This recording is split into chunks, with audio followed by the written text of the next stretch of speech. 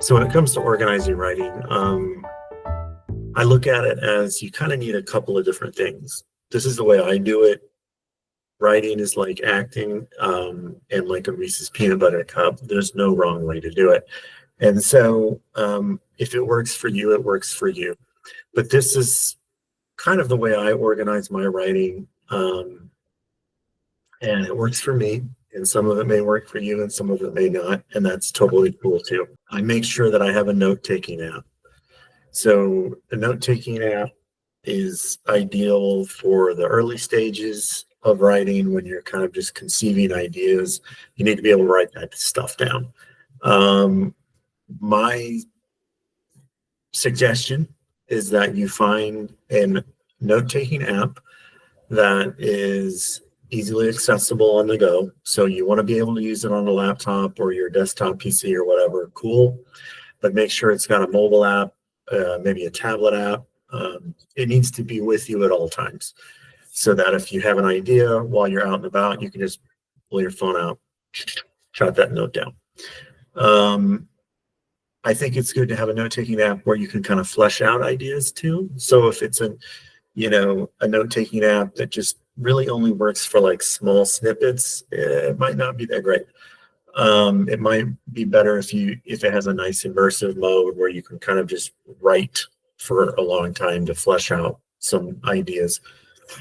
I use it, like I said, for writing down concepts, ideas, early on in the stages. That's when I use it the most, is before the first draft. I also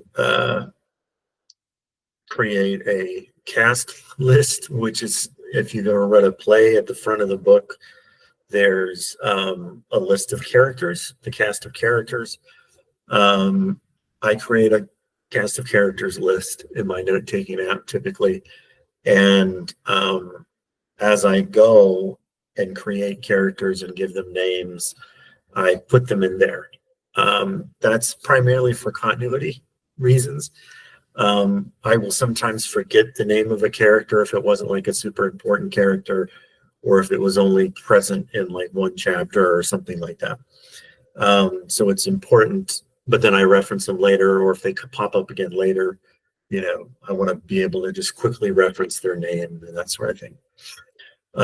With that, what I do, and it's just like a cast of characters in a play, is I have the name and then I have a very short description of who the character is. If they're related to someone somehow or a friend of someone somehow, include that as well. So a note-taking app, very important for the beginning stages before the first draft, and it's helpful during the first draft as well. But I find that once I get past that first draft, I don't really use the note-taking app anymore. I end up segueing into other apps that help organize the editing stages, the after draft one stages, better than a note-taking app does. So another app that I use is, or a method is probably a better way to put it, is a Kanban board. Now, a Kanban board in its original form was not digital, and you can still do that. Just like with note-taking, it doesn't have to be digital. You could use a notebook. The Kanban board, the way that works is you've probably seen it before. You may not recognize that name, or you may know it. But you have like different columns, and each column has like a title. And then you put tasks under each column. And the idea is that it moves across the column as you progress. So like far left, let me just describe to you let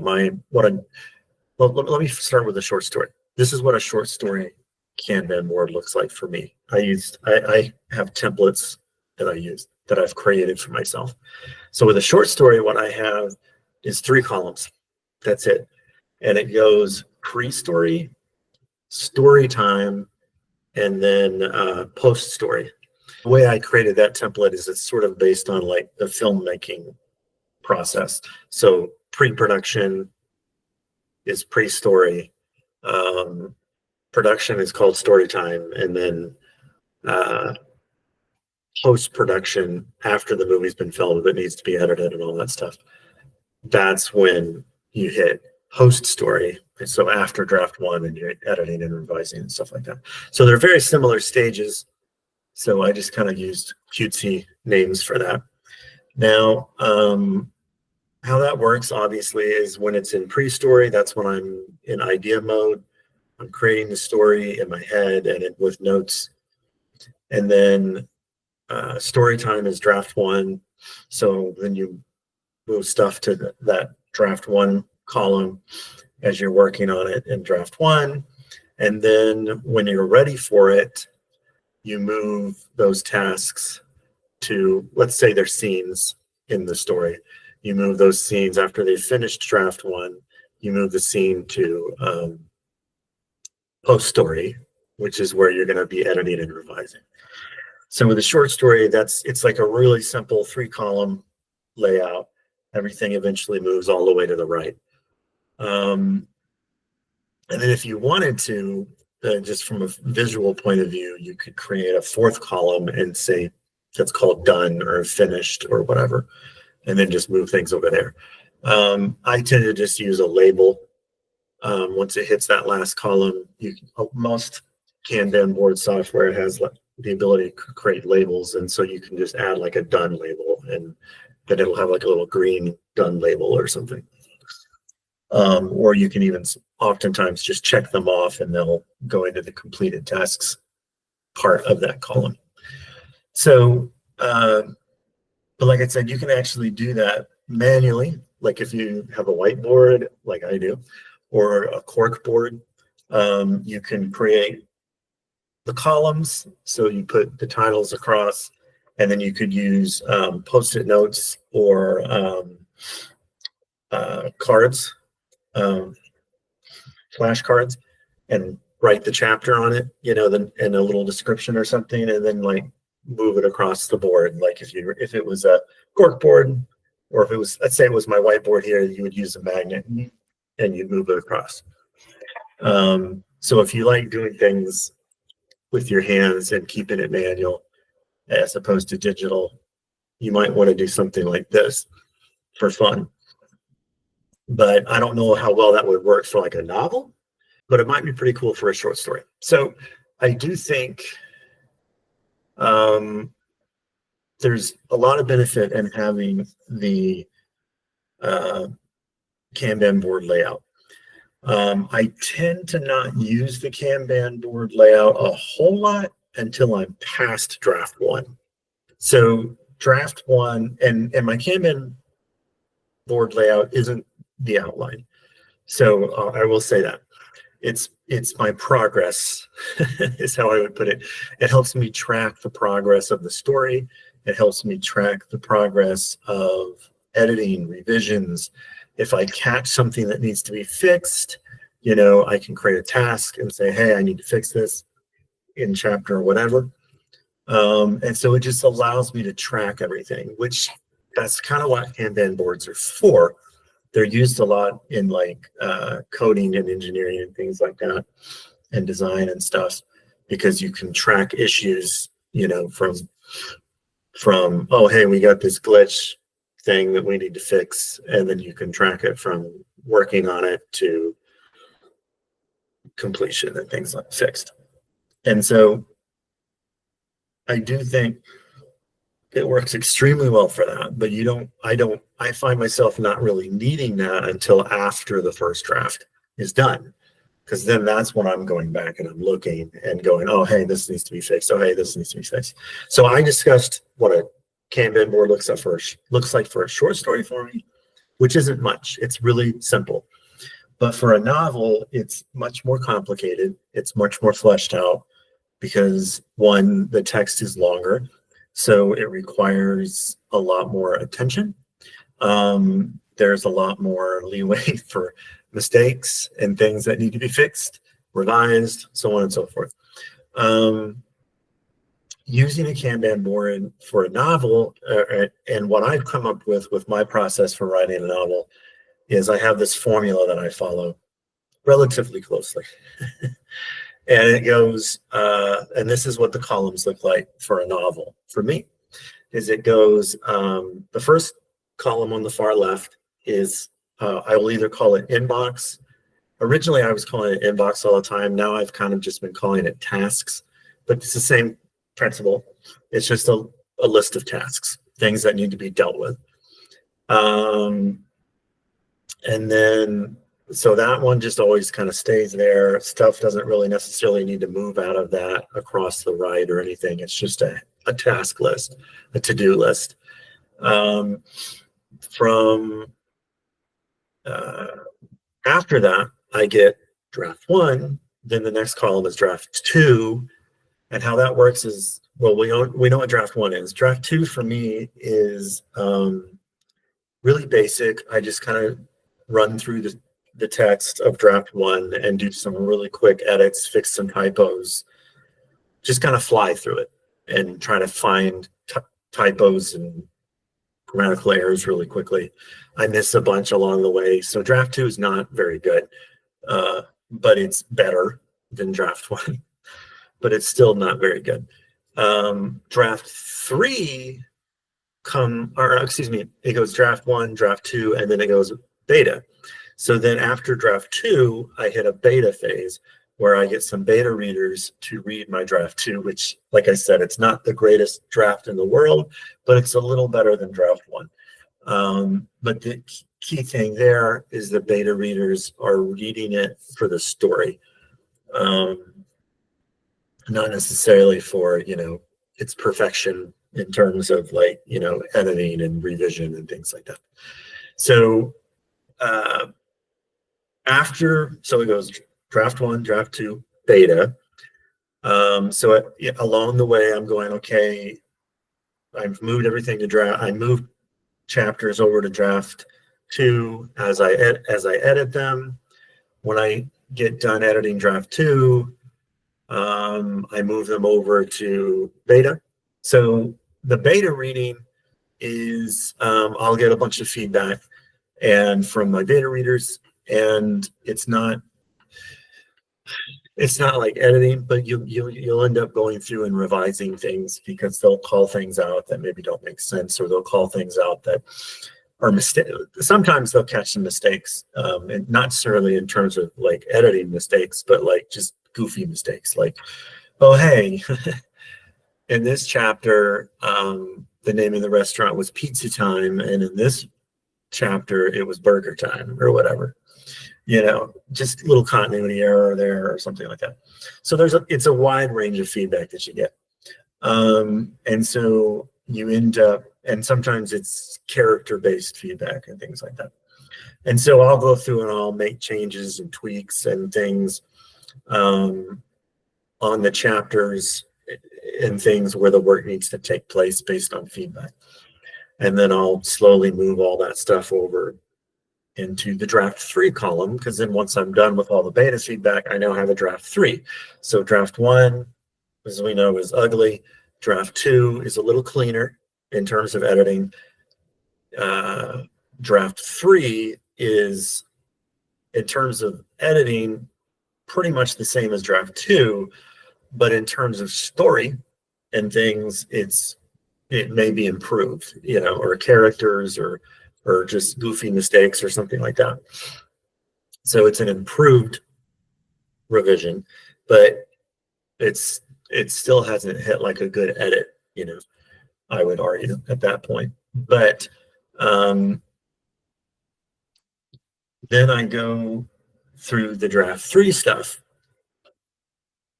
and I've done all that stuff, and I end up, so we're talking Kanban. Okay.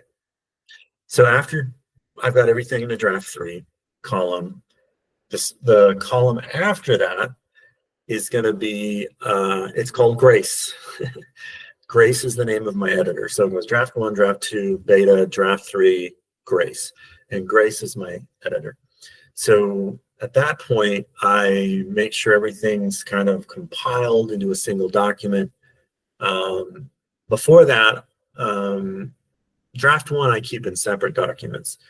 I don't really put everything into a single like Word document until I'm ready to send it off to beta readers.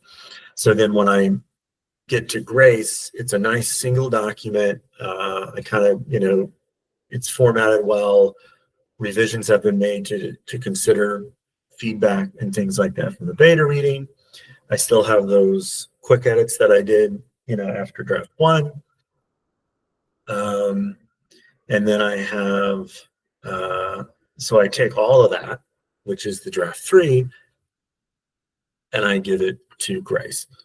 And so now it's sitting in Grace. All those chapters are sitting in the Grace column.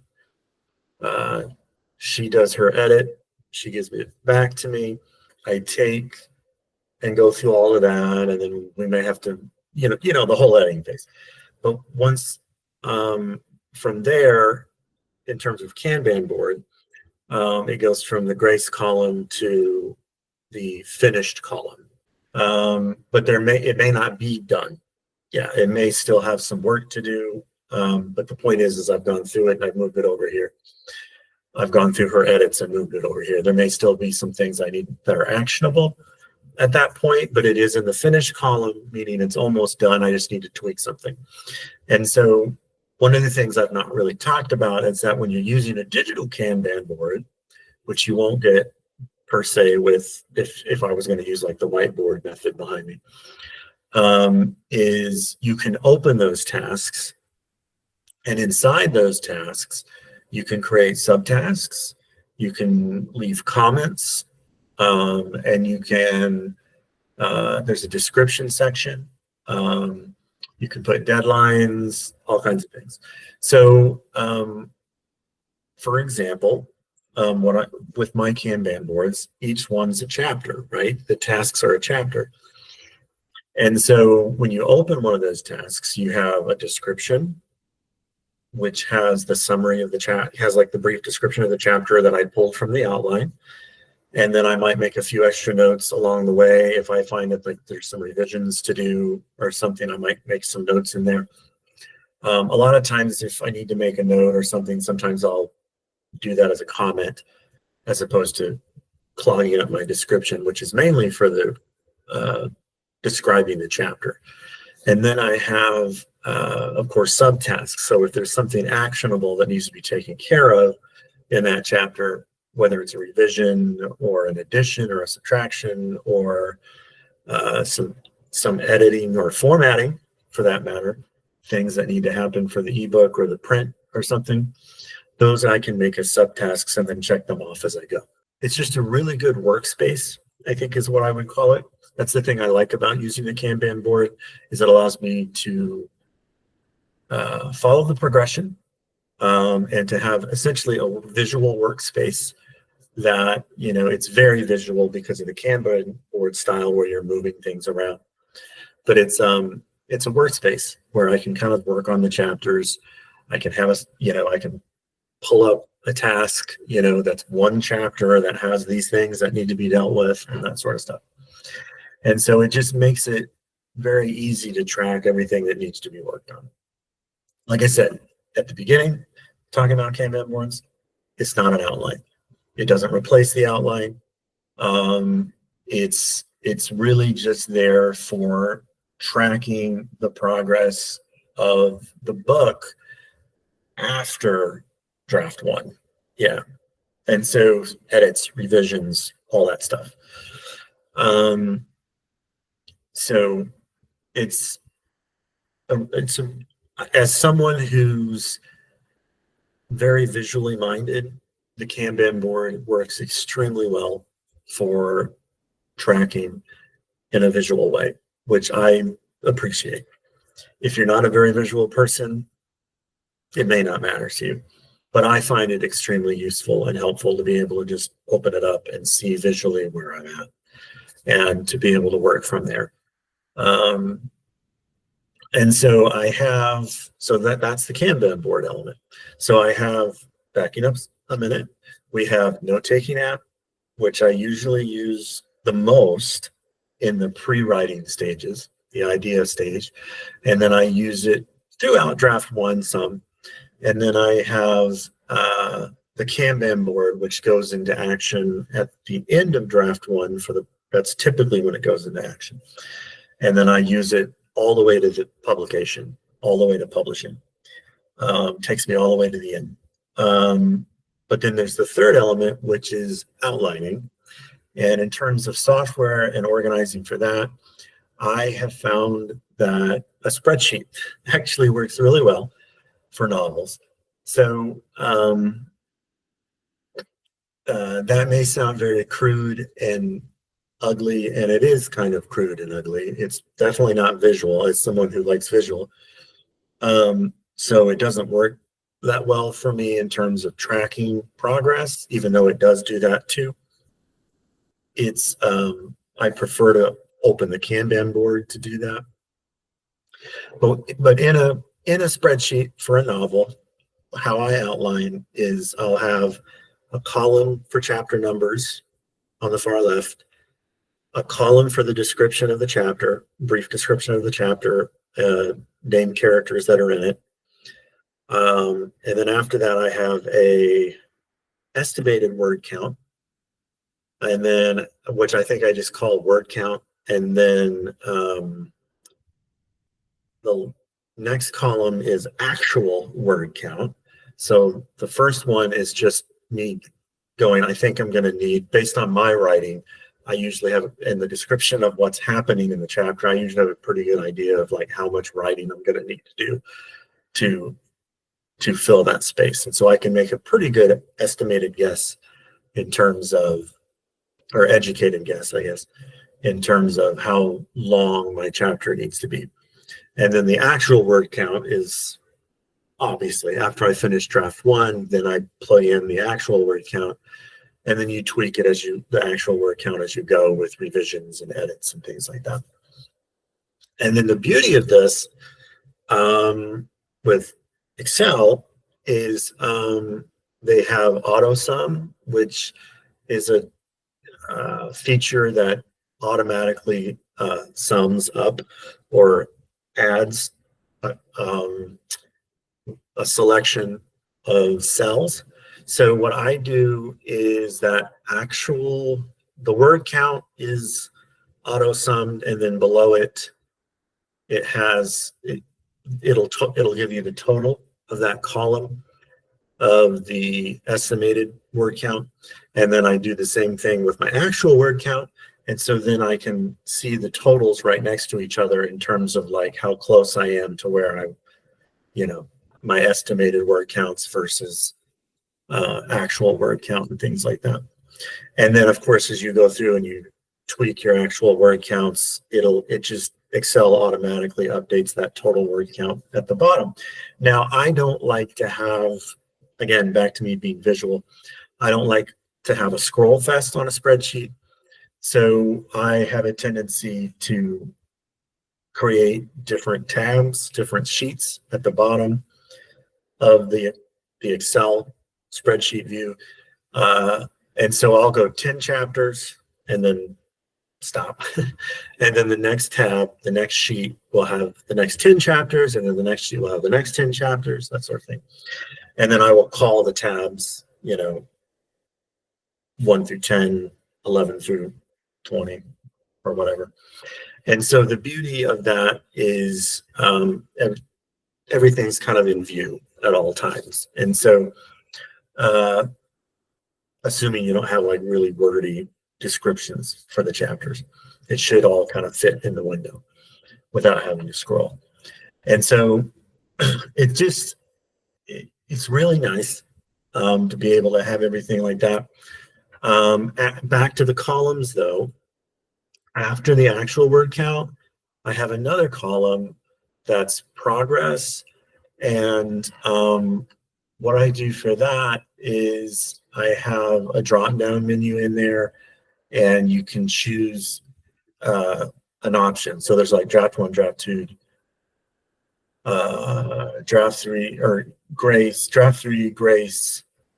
And then there's a few other options like finished, obviously, but then there's a few other options like this needs attention, or rewrite, or some extreme examples of if I just really butchered that chapter, I might just choose, hey, do that again.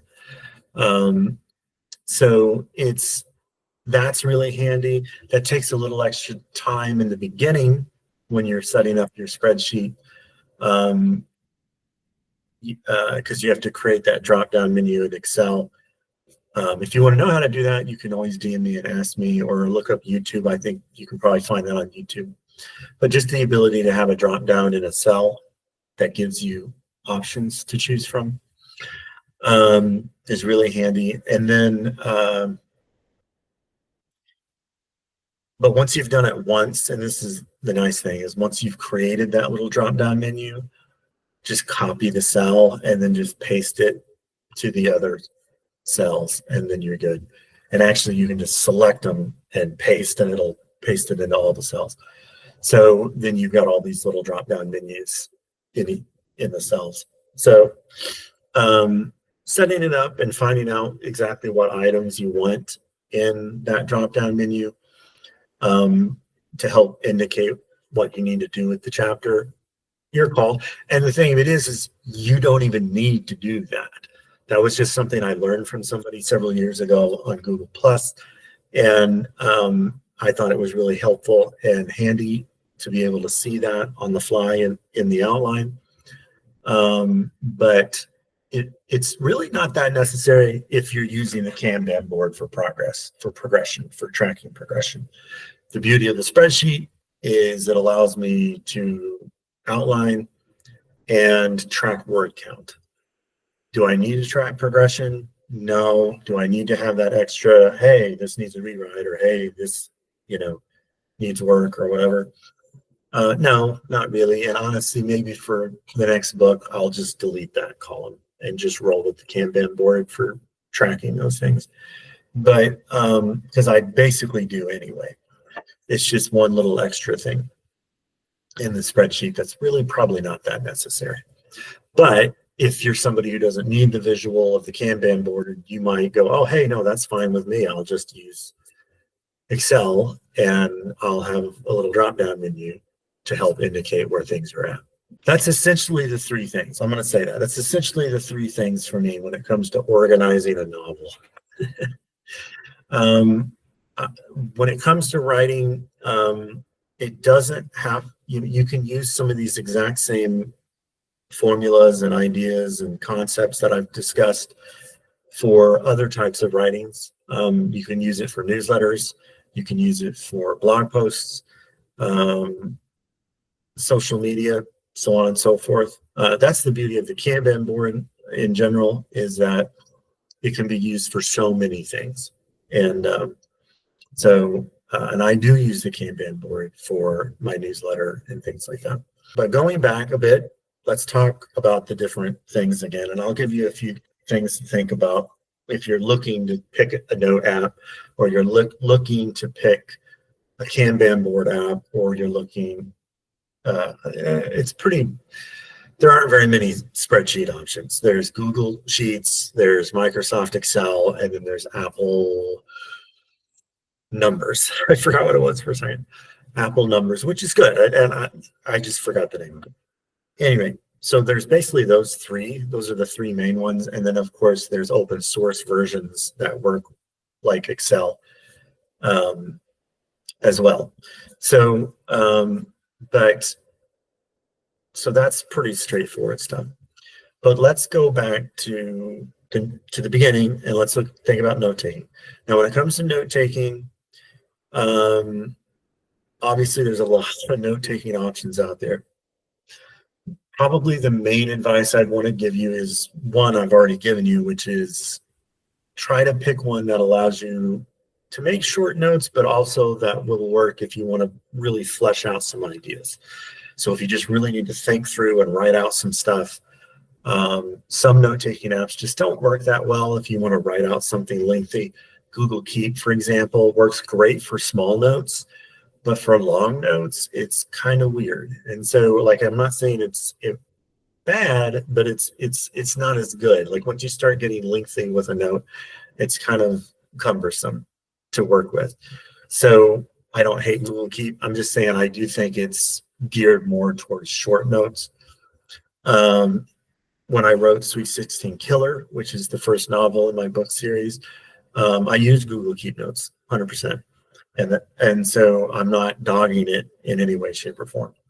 But I did discover that through that process that it didn't feel real great if I needed to write something lengthy. If you like Google Keep, but you want that ability to write something a little lengthy, there are other options that are like Google Keep, like Zoho Notes, Zoho Notes. Zoho Notes is similar to Google Keep, but they work a little better if you decide to write out something lengthy. But at any rate, my big thing is probably more important than any of that is to find a note-taking app that's not so proprietary that you're locked into it. Meaning, if something happened through the middle, like if you're in the middle of writing your novel and then all of a sudden the company sells to another company and then that company winds it down or shuts it down or throws like the company that bought Evernote a few years ago and then jack the prices up, it might jack the prices up out of your budget. So the thought on that being, try to pick a note-taking app that is not going to lock you in. And how you do that is you look at its export options. Can you export your notes? If you can export your notes, what format? Google Keeps export using Google Takeout, pretty crummy. And that was a big reason why when I finished Sweet 16 Killer and when I went to work on the next novel, I asked myself, do I want to stay here or not? And the big deciding factor was if Google decided to kill off Google Keep, my notes are going to be JSON files, I think is what it was, if I exported them. And I was like, no, I don't want JSON files. And so, so look at that. And there's so many note-taking options out there. Anyway, the exporting option is big because it means that you're not 100% locked in. Should something happen, something change, that either maybe locks you out because of a budget, because of the price increase, or maybe they sold out, or maybe it's Google and they like their graveyard and they decided that your app had to go. When I did Jonah of Olympic, which was the next novel in my book series, that was when I made the decision at the beginning that I was going to move away from Google Keep. And at that time, there was an indie one that had just popped up that I really liked. You can use it like Google Keep, but there are other options. You can even use it as a Kanban board. And I actually did that. I was actually at the beginning, how I was using it was I had they call them bundles. I had one bundle that was just like Google Keep, and that's where I did my note taking. And then I had another bundle that was a Kanban board, and it was pretty cool having them both in the same app. But it's called Bundled Notes. It's only available on Android and on the web. If you want to get into the web version, you have to pay their subscription, which I think is like $18 a year. So it's pretty dang cheap. But I got through my first or second, maybe even third drafts using that. But then somewhere along the way, I decided to move away from it because they were not developing. Their development had slowed down a lot, and it made me worry that it wasn't going to keep developing. For example, they've been promising for years to have an Apple app, and it still hasn't happened. And so, and they don't put out very many updates on what's going on, but it seems like their main priority and focus is Android and the web. And it worked great for all that, but it was at a certain point, I kind of got scared that they were going to fold. And so I eventually moved my Kanban board out of there and into another app. So I think but they do have export options. And so and that's what led me there, was it was similar to Google Keep. It had a Kanban board and a Google Keep note-taking option, so it had different ways of doing that stuff. And then all in one, and then it had good export options. And so I liked that. But yeah, the point being that it's like, and that's what took me away from Google Keep. Going back to that, export options and options in general, if you don't mind it, you've got, like I said, with notes, you've got the Google Keep, you've got Bundle Notes, which I mentioned, which is an indie developer. So if you'd rather be supporting somebody who's independently developing as opposed to like a big corporation, and it's good, like it's really good. And if you're in Android's ecosystem, and you really might love the heck out of it. And so, but there's, classics like Microsoft OneNote, which is great for fleshed out notes, longer fleshed out notes. It even works if you want to just like start drafting in there, like do your first draft in there. Like I think it's good for that, to have notes and the first draft in there. There's so many options. If you're an Apple person, you've got Apple Notes, you've got Apple Reminders. Apple Reminders, you can change the view of a list to columns, and that's a Kanban board. So they have Kanban board style inside Apple Reminders.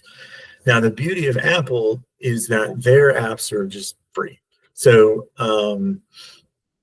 if you're already on Apple devices, you probably want to look into the possibility of using Apple Reminders as a Kanban board and Apple Notes as your note-taking option. So really, it's if you don't want to cough up a bunch of money on a subscription again. Now, their export options probably aren't the best, but if you're already in there, and I don't think those apps are ever going to go away anytime soon, because Apple doesn't really do that. You don't have to worry about that like you do with Google or even Microsoft. Microsoft isn't as bad at it as Google, but they do discontinue. I mean, they just killed off Skype. So after kind of, making it less and less relevant for years. But there are so many options when it comes to like Kanban boards in particular.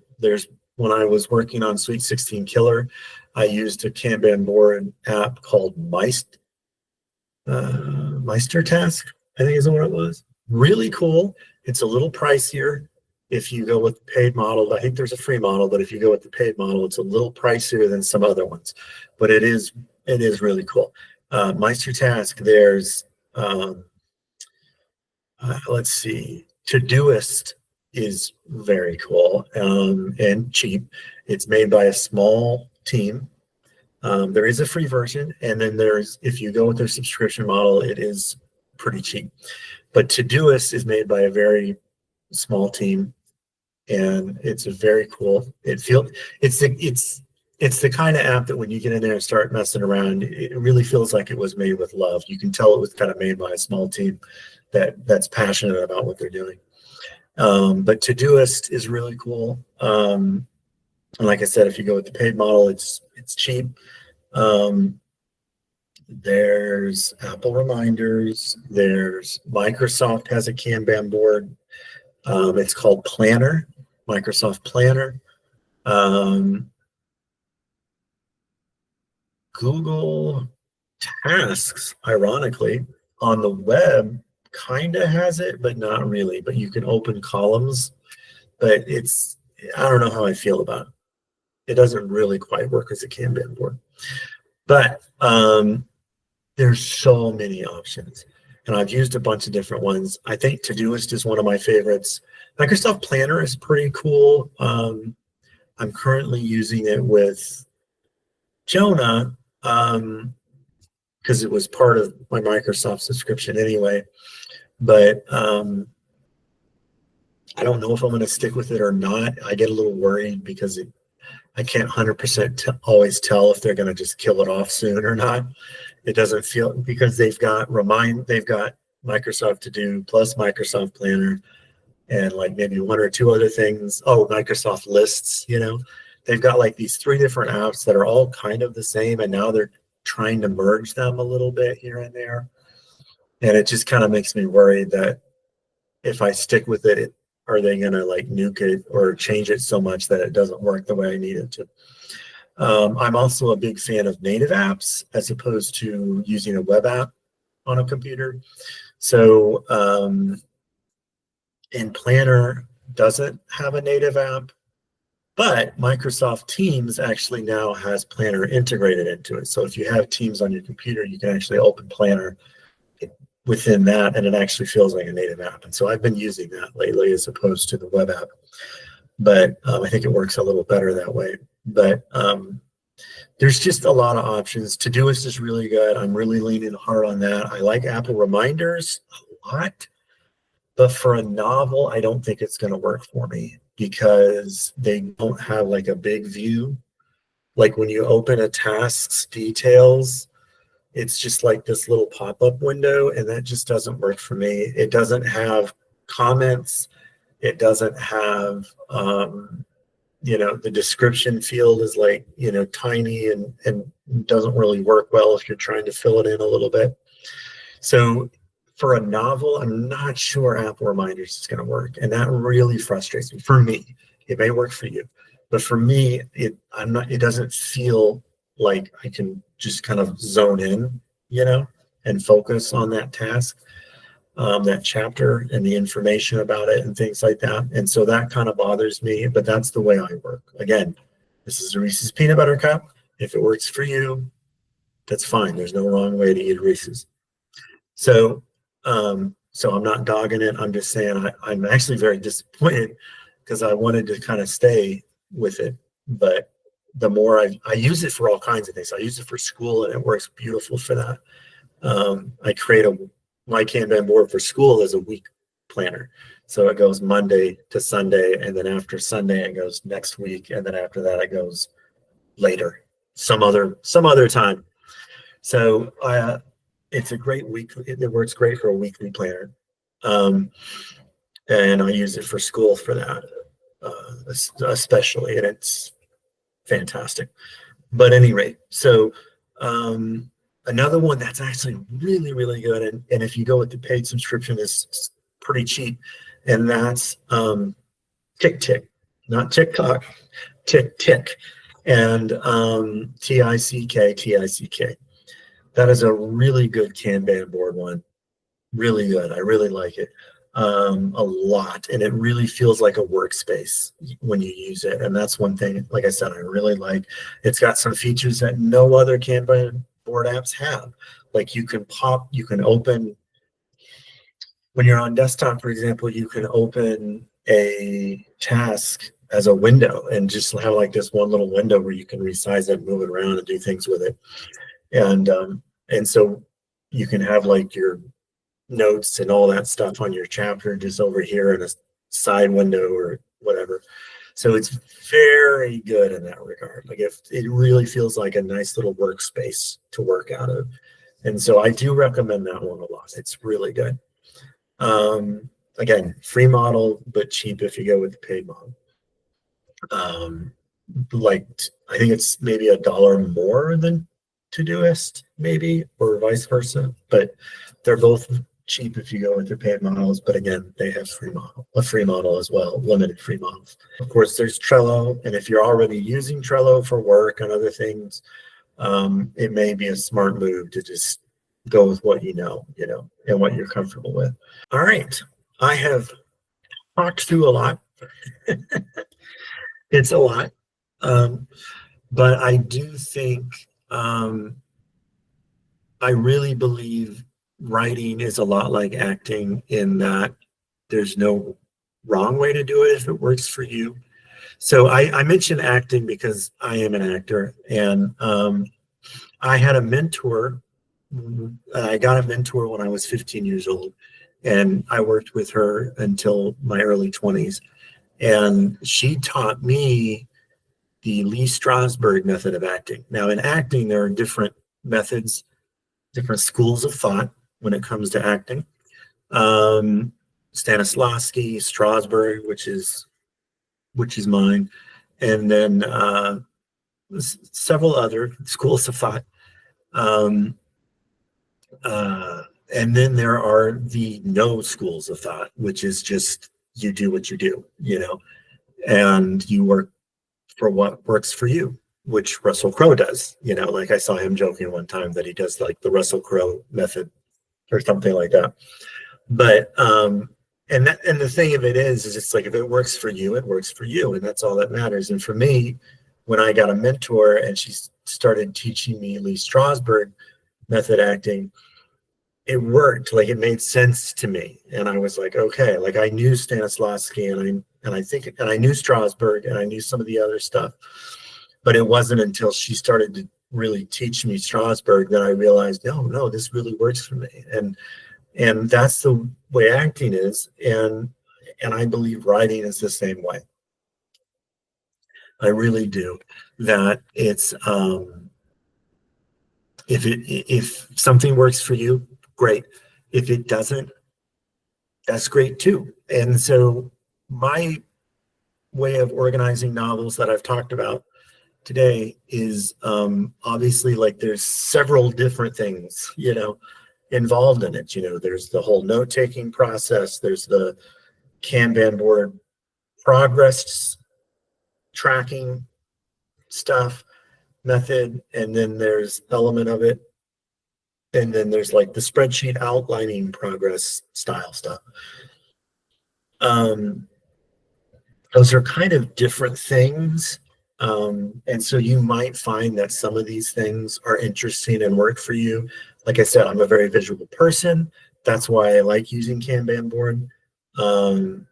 Whereas a spreadsheet is not visual.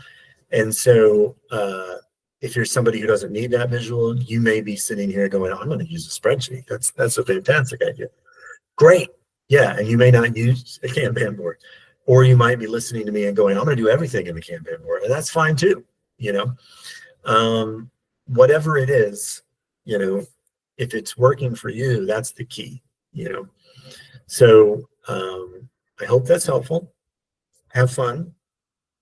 Feel free to drop in comments or wherever you're watching this, or DM me or whatever and ask me some thoughts, or if there's an app you're curious about, or if you want some app recommendations. I already kind of did that, but if you have questions, it's cool. I'm more than happy to field some questions. So, all right, that's it. Be good to each other.